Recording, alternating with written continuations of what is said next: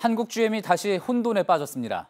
군산공장 폐쇄 이후 갈등을 겪던 한국 GM의 노사가 회사 정상화에 합의하고 손을 맞잡은 게 지난 4월입니다. 산업은행도 8천억 원의 공적 자금을 투입하기로 하며 지원에 나섰었죠. 180일이 지난 오늘 부평공장 직원들은 다시 머리띠를 두른 채 회사와 대치하고 있습니다. 갈등은 지난 7월 GM이 회사를 둘로 쪼개겠다는 구상을 밝히면서 시작됐습니다. 연구개발을 전담할 법인을 따로 만들어서 경쟁력을 키우겠다는 설명이었는데요. 하지만 노조는 생산 공장을 구조조정하고 더 나아가선 한국에서 철수하기 위한 사전 포석이라고 의심했습니다. 논란 속에 오늘 주주총회에서 법인 신설안은 통과가 됐고 노조는 파업을 불사하겠다며 거세게 반발하고 있습니다. 이런 가운데 2대 주주인 산업은행은 한국 GM의 일방적인 결정에도 무력한 모습만 보였습니다. 송승환 기자입니다. 오늘 오후 2시 한국 GM 부평본사 사장실 입구를 200여 명의 노조원들이 가로막았습니다. 카오카잼 사장이 주주총회에 참석하는 걸 저지하기 위해서입니다.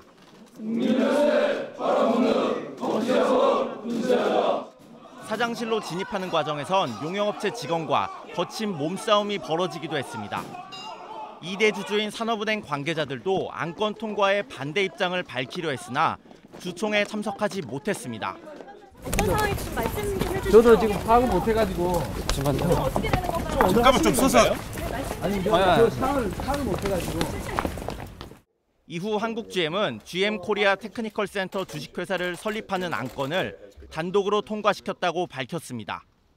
디자인 센터와 기술연구소 등의 부서를 떼내 규모를 키우고 경쟁력도 높이겠다는 겁니다.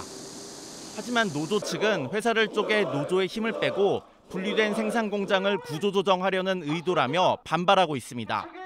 그들이 주장했던 이 법인 분리의 목적이 순 거짓말이었다는 게 증명이 된 것이고요. 한국 GM을 더 발전적이고 안정적인 모습으로 진행시킬 수 있는 법인 분리였다고 하면 이런 일방적인 주주총회도 없었을 뿐더러 앞서 노조가 실시한 파업 찬반 투표는 78% 찬성으로 통과됐습니다.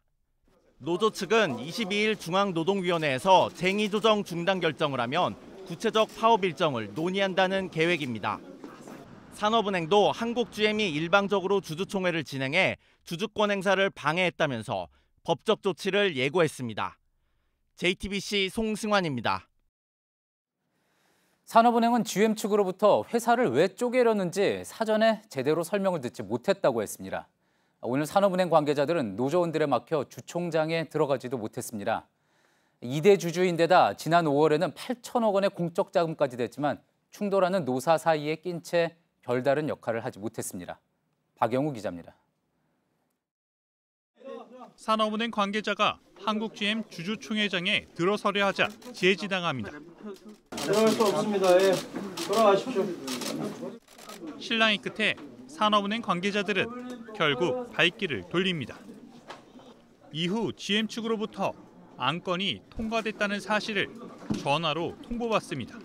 앞서 산업은행은 법인 분리안에 대해 충분한 설명을 듣지 못했다며 주총 개최에 반대했습니다. 이어 가처분 소송도 냈지만 법원에서 기각당했습니다. 산업은행은 한국 GM의 지분 17%를 가진 2대 주주입니다. 5월에는 회사 정상화를 위해 8,100억 원의 공적 자금을 투입하기도 했습니다. 그 대가로 한국시장 철수 등 중요한 결정 사항에 대해선 거부할 수 있는 권리, 이른바 비토권도 확보했습니다. 한국시장 철수 등 일방 통행식 경영을 막기 위한 안전장치입니다. 문제는 이번 사안과 같은 경우 비토권을 행사할 수 있는지 명확치 않다는 겁니다. 산은과 GM은 자산 매각 등 17개 사항을 주주 85% 이상의 동의를 받아야 하는 특별 결의 사항으로 정해놨습니다.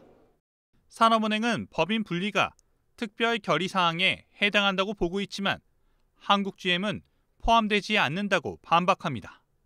결국 법정 공방이 불가피한 상황입니다. 문제는 앞으로입니다.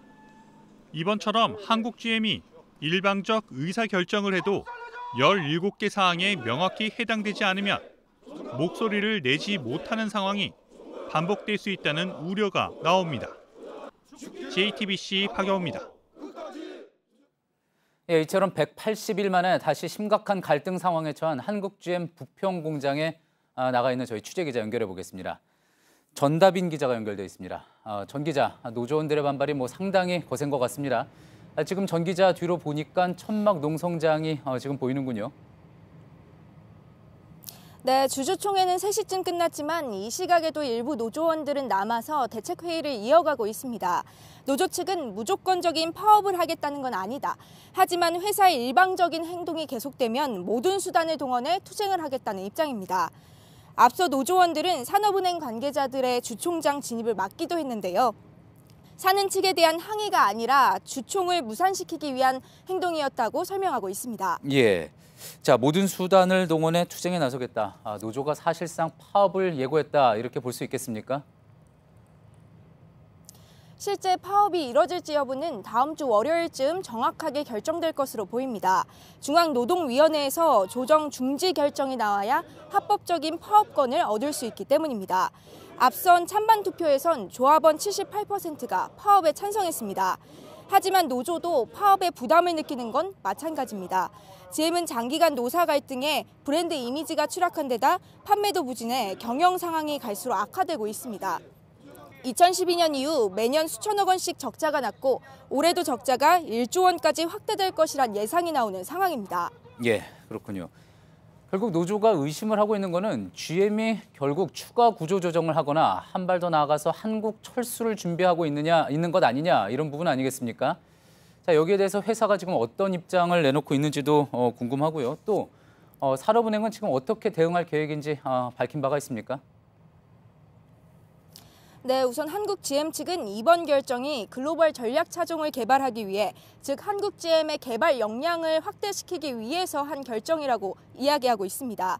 또 지난 5월 산은과 정상화 계획에 합의를 할 때 10년간 공장 유지를 약속했다는 점을 들어서 철수설은 노조의 억측에 불과하다고 주장합니다.